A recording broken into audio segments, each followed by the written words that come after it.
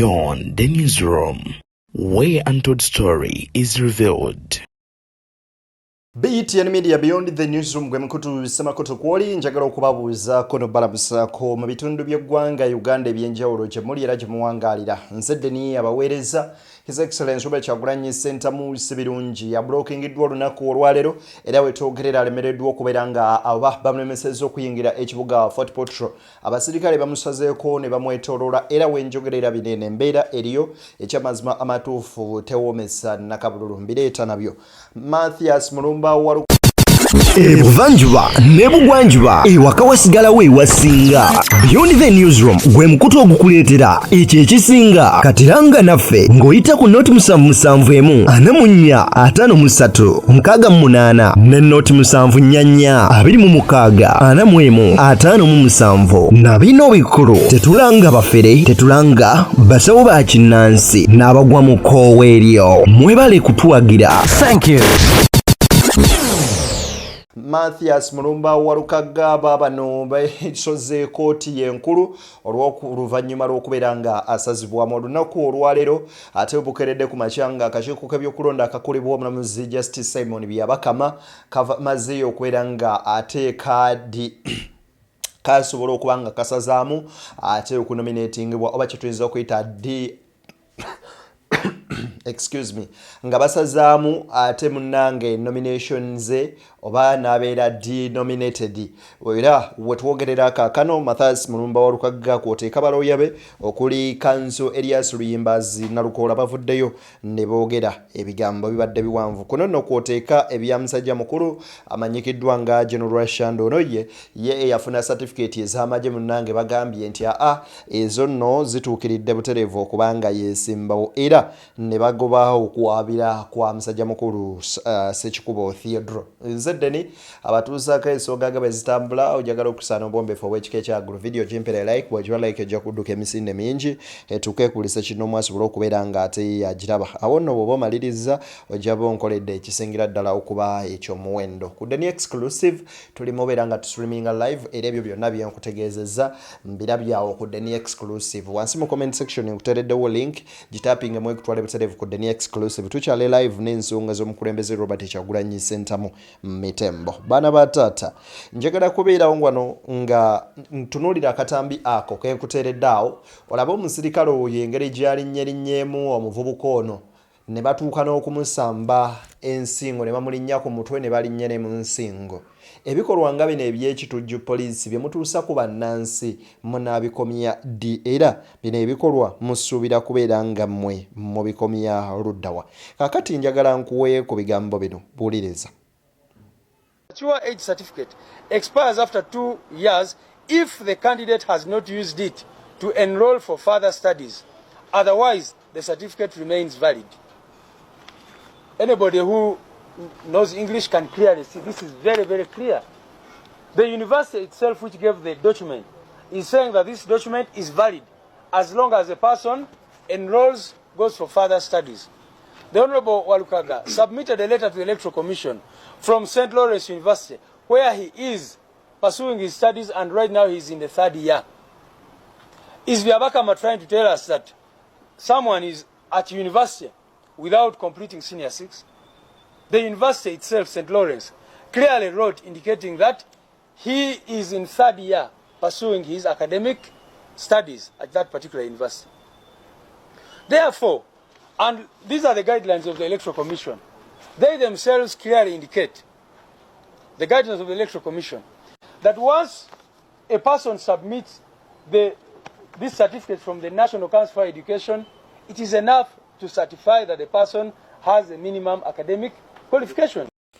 Ebya Walukaga nkugambye byongedde okubeera nga bitabuka olunaku olwaleero bavuddeyo butereevu ne bategeeza nga Walukaga bwe bamu denominatinze era ne basazaamu okwewandiisa kwe oba okubeera nominated kwe wenjogerera kaakano ku ssaawa eno Walukaga gakaaba gakomba oyinza okwebuuza ebibuuzo bingi ng'era bannayuganda bonna bwe babyebuuza Musemateeko n'agamba ow'akakiiko k'ebyokulonda nti omuntu yenna akkirizibwa okwesimbawo ku kifo ky'omubaka wa parliament kasita abanga alina certificate ye senior ey'omukaaga oba ekintu kyonna oba certificate yonna eri ku mutendera gwe gumu oba eyenkanankana ne certificate ya senior ey'omukaaga era nga certificate ezo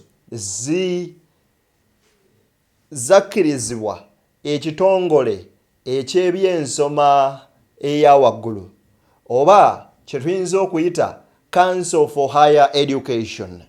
Abo nno munnange be batunula ne mu universities ne bagamba nti eno teri chartered era eno munnange bw'ogisomerako oba owedde nti be bawa universities charters era munnange abo bennyini be twogerako be bakakasa biki abantu bye baba bakoze. Njagala okutegeeza gwe omulungi angoberera era andaba nti ku kadde kano abasajja bye bakoze nti bwe tutunuulira ku bbaluwa zino omuntu yenna akoze makiwa entry n'afuna certificate eyo eba emaze okwekanakana senior ey'omukaaga kyova olaba ne university emuwa okuba nga atandikira ku bachelor's degree.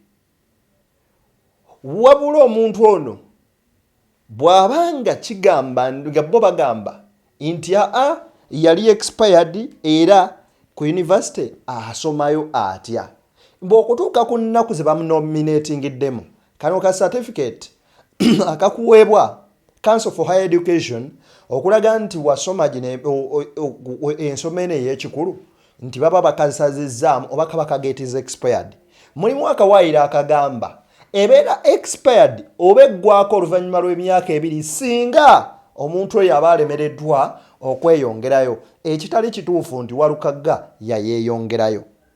Kaakati njagala nkuwulire omwogezi w'akakiiko k'ebyokulonda ye bw'ayogedde wano. Yes, it is true. We have communicated the decision of the Commission in the case of nomination of Member of Parliament for Busiro County East. In Wakiso District, Matthias Walukaga, he has been denominated by the Electoral Commission, and that decision has been communicated to all the parties in this case. We have established after the hearing the parties and looking at the evidence produced and examining the various documents, and in accordance with our mandate as Electoral Commission, that he did not meet the requirement of Section 4, subsection 1 and subsection 1C of the Parliamentary Elections Act, and we have communicated the decision of the Commission to denominate him as a... The Electoral Commission issued guidelines for the nominations. It is true. The Electoral Commission also deployed officers who manage this exercise. We have more than 80,000 candidates who were nominated, all the way from presidential up to the last candidate at sub-county level, the council at the sub-county. And they were successfully nominated, of course, but of course some of these nominations were challenged. About 300 cases or petitions that we've had. If you look at that, you can see that, well, it's a small number, but of course it raises a concern, and that's why the law provided that the moment we finish nominating a candidate, we make their documents public. And the reason why this is done is to make sure that there's a period for inspection of ballot of nomination forms, so that any member of the public who may have an objection to the suitability of the candidate can raise it. And that's what we do in law. It is provided for in the law, because while you may have looked at all the documents, which also have sworn affidavits, they are there because they are sworn under oath. You still subject them to public scrutiny, and in the process, one or two things sometimes are idle. Mukulu ono atugambye bulungi nti baateekawo abantu abakugu ennyo mu kubeera nga basunsula ababaka bano, era bwe basunsulwa mwetu baali nga ebiwandiiko bino balina ebimala, wabula nti ekibateesa empapula zino public nti ensi yonna ebenga ezirawa ng'osobola okugyayo nti waliwo obulumira obuyinza okuba nga buvaamu. Era natugamba nti balina emisango egyefaananyizaako bwe giti egisoba mu 300 mirambirira. Naye njagala nkuwe owulirize ebya General Shande era nga ne Theodore Sekikubo akunnyonnyola ng'akugamba nti ate ye empuuga ono nno ye alina ku mpapula naye oli gwe bali mu kuleebeeta empapula 0 talinaako wadde olabayo lira Walukaga n'omugerageranya ne Lwasande Walukaga wakiri ebitabo byasomako ebitabo byabisoma ayinza okubanga alemeddwa okugatta ono ne wali naye electoral commission teyina buyinza kulekamu Lwasande musajja watu wa P5 ate n'eryokejjamu ono Walukaga kwegamba electoral commission efu erinamu abaana n'ebyana kifuuse kitimba kya nabbubi kino kikwata munafu Walukaga kubanga ye opposition atajja kukola buli kyonna kyasobola okukola asanyusa abali mu buyinza yolwalowooza yesibye empina azina ayagala abali mu buyinza bamukubire mu ngalo naye essimu gye yafuna nga tuli mu boardroom essimu eyo yanzaalira akabasa nali ntudde naye bwenti n'agikwata madamu speaker n'afuluma ne muwulira nga bakuba akakule nti deal done aveeyo abuulire ensi diiru ki gye yali ayogera ne speaker eyali done yene evuddemu bino byonna era n'afuluma n'ayingirira ddala ne munda yakomawo ng'amaaso tegakyalaba byabakama yakomawo ng'amaaso ne galubindi ng'azaasizza nga n'amaaso tegakyalaba eggwanga liri mu kaseera kazibu bannange petition nabifunye era ndi wano nzize okunona okusalawo kwa electoral commission naye already wadde tebannagituwa naye nabitegedde dda naye kyamukisa mubi nti akakiiko k'ebyokulonda kafuuse empuku ya busuubuzi nakwegana kuganyulwamu wano justice byabakama akoze kinene nnyo okusaabulula ekinyusi kya electoral commission eneesaana ebeere independent electoral commission ne commission ezinira ku ntoli olw'obusente justice byabakama yennyini yazzeemu ng'akola ruling ye mu nsonga ziffe ze tutaawaaba abantu be twawaabira baabano mu petition njirina bali abantu basatu be twawaabira abagenero Lwasande bali abantu basatu ono ye genero Lwasande eno ye petition ye nomination form ye gye yateekamu ono ye genero Lwasande abantu baabano bali basatu be twawaabira naye kyewuunyisa ate ye mu kwanukula kwe azzeemu abantu be tutamanyi bano bonna ani yabateekamu abantu basatu singa bawera etteeka liragira abantu 10 emikono gy'abantu 10 gye giba gimuteerako omukono omuntu yenna naye ffe wano twalaga ne mu komishoni neetuula n'obuyulizi bonna ne buvaayo nti abulako abantu basatu ekyewuunyisa justice byabakama oyo si mulamuzi Omubaka Theodore Ssekikubo nga y'owalwa emiyaga aliyo kaakano akubye ebituli mu nsala ya kakiiko k'ebyokulonda n'agamba nti kya buswavu okubeera nga tulina abaana n'ebyana yagamba nti Walukaga ekyokuba nti alina ne siniya ey'okuna nga kwe yasinzira n'okubeera nga afuna amakiwa entry nti Walukaga ate yasoma nnyo okusinga Lwasande ono yagenda mu mucaka ne bamuwa certificate of attendance n'ebirala okusinzira ku musajja mukulu ono era agamba ndine byebaddazeemu byanjawulo mulimu kati ebintu ebimu abantu nga bano bye bakola nga tubisuubire nga tebyewuunyisa si bipya era to disqualify Walukaga this is not a surprise but kyekintu ekibaddewo ng'omuntu yenna akisuubira anytime bino byonna njagala obategeeza nti Lumbuye yali yabirabalabula dda newankubadde era nga Walukaga akoze statement n'agamba nti imbo mwaka Medadi Ssegona yabawa ssente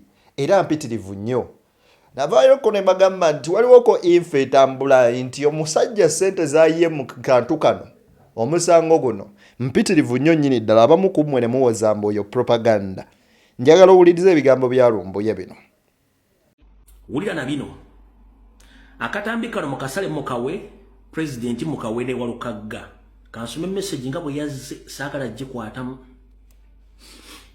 mukulu Lumbuye enkulamusizaako kakati no mission yonna ewedde ey'okujjayo Walukaga mu buli ngeri mbu awo abantu bakozese obusungu ku Ssegona nti ye yaloopa Walukaga awo bonna akaluba kawe kiyimba wa NRM wuliriza bulungi nnyo meeting ziwedde zonna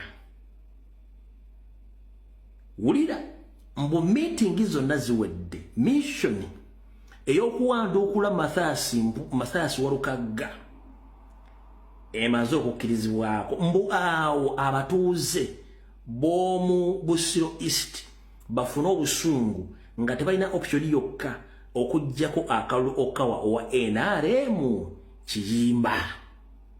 Muwulira bulungi nnyo. Meeting etudde leero ku makya ekyengera ne Kiyimba yennyini enkweze ng'agibaddemu. Security meeting bagenda kukozesa abalamuzi mbu era olunaku olw'okujjayo Walukaga bagenda dukolako deployment ng'abaleeya bali ku buli kitundu we basuubira okubaluka akavuyo mu Busiro East. Nanyongerezaako wano mu lulimi olufuutifuuti nti nze mbadde mu meeting eyo tewali ategedde era buli kimu kitegedde kubanga batubega naffe tubabega era mbu tebaagala nuupu eddemu kutwala kifo ekyo engeri gye baagoba mbega waabwe ani mukulu akalya ebyoya Ssegona. Kansubire Walukaga ogiwulidde bulungi nnyo. Mr. President ogiwulidde n'abatuuze b'e Busiro East mwena mugiwulidde. Ebigambo ebyo Lumbuye yabyogera kati kipya ki ekizzeewo olunaku olwaleero kyemutaawuliriza. Baana ba taata embeera we twogerera embwa egayiza emmwanyi. Njagala kuwa ku mulyannyama ono katini nnyo. Ensonga ya Walukaga eri ekoze political statement naye akyalina chance eyogenda mu High Court. Etteeka lirikiriya bwemba seerabidde ndowooza mu Election Act oba Parliamentary Act oba 14 oba 15 akamukkiriza ogenda mu High Court okwongera okukakasa. So essaawa zino amawulire gasansabaga era it is a political statement mu ggwanga lyonna naye ekyo kino the game is not over. Omupiira gukyaliyo akyalina akawaayiro akagenda mu High Court. Ezange zaawukana nze ebbaluwa gye nteekayo gye baagala ya mukaaga. Ekya Walukaga kyali nti wano yayingira atya wano yayingira atya. Nze baali baagala mukaaga. Abaawo aba baali bagamba nti nakozesa mpapula za muganda wange but there is never proof. Tebaleetanga proof. Kubanga ogamba nti nakozesa bbaluwa za ABCD olina okubireeta. So era nagendayo mu tribunal. I think so kiri kyawukana nnyo. Era saagala gwe olabako nga ndi mawulire nga nkirwanirira. Kubanga essomero weeriri na ABCD. Si kyange kiriko obukakafu tekisobola kiwangula. Kubanga ge mazima. Ebyo nno bigambo bya mulyannyama.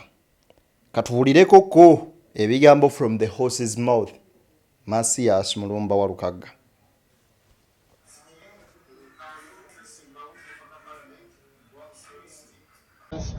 Mulukano lw'okwesimbawo mpaka Parliament owa Busiro East akakiiko k'ebyokulonda kenyini akansunsula ate era kekagamba nti kakoze kikanzijeemu nga beekwasa ti obudde bwe nagendako okufuna nomination oba okwewandiisa ti nalina certificate y'amatu age entry aptitude test ngeri expired oba ng'eweddeko.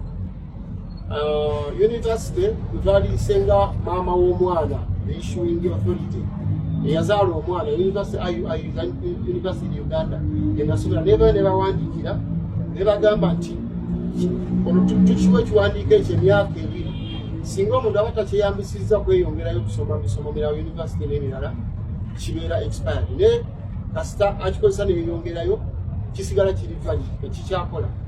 Nze natuula mu nakusomeza 25 ogwokubiri 2023 mu gw'omukaaga ebibuuzo ne bikomawo nga mpise mu gw'omunaana nefuna admission ku St. Lawrence University bayita emyezi 2 gyokka. Kati era ndi ku mwaka gwakusatu. University zonna zibawandiikira kiiko k'okulonda IU za St. Lawrence ate natwala ne certificate mu National Council for Education to be equated and it was equated successfully.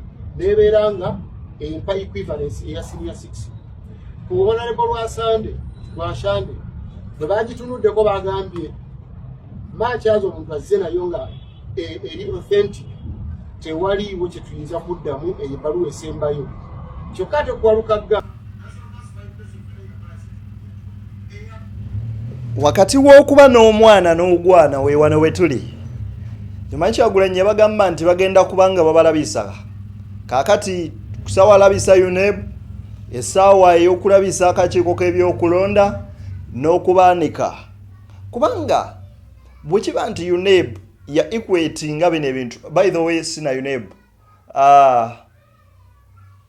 akakiiko akatunulira ebyensoma oba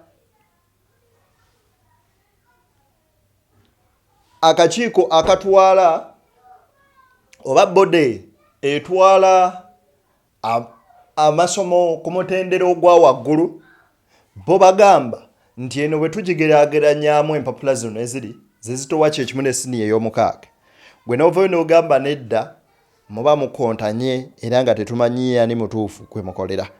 Wabula kankuwe ku vidiyo eno katini wano tubiwulirizeeko ko kanjukuweeko wano katini. Twalabye ku mutimbagano omukulu ono tebanamuwa bbaluwa yonna naye bamukubidde essimu ne bagamba waliwo betulaba wano ne tulaba ku mutimbagano nti kandidate waffe owa constituency ya Busiro East bamugye mu lwokaano ng'akakiiko k'ebyokulonda akakulemberwa Mwambi Abakama ke kabikoze ebyo. Juzi bwe baavaayo ne bateekayo okwemulugunya nga kye beekwasa nti eno mature age certificate yali expirinze. University yawandika ebbaluwa n'egiwandikira by'Abakama n'egiwandikira akakiiko k'ebyokulonda yino wano bagimuwandikira bulungi nnyo nga naku 11 eza mwezi gwa Novemba guno mwaka nga bamaze okutwala complaint. University newandika bulungi netangaza negamba nti eyo certificate te expiring singa omuntu agenda mu maaso na enrolling okugenda mu university oba okweyongerayo mu kusoma. Kakati gwe byabaka musinzirawa ogamba nti eyo certificate ya expiring nga university yenyine yajiwa egamba tena expiring.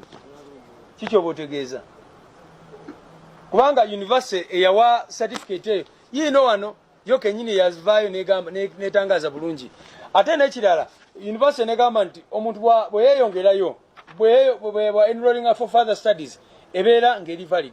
University ono mukulu gyasomerako ya St Lawrence naye newandika netangaza bulungi negamba nti ono mukulu ali mu third year ku university yaffe. Byabaka malinga agamba nti kati mu Uganda osobolera ddala ogenda ku university nga toyise mu senior 6 nga toyina senior 6 nga toyina advanced level ate nga advanced level requirement ekutwala mu university.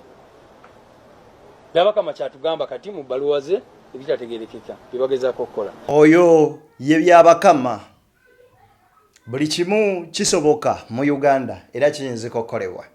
BTN Media gwe mukutu kuolinza ddene yakutuusako ensonga munzikirize mbatere wano tusiikane nga Gulude naye yakkiriza.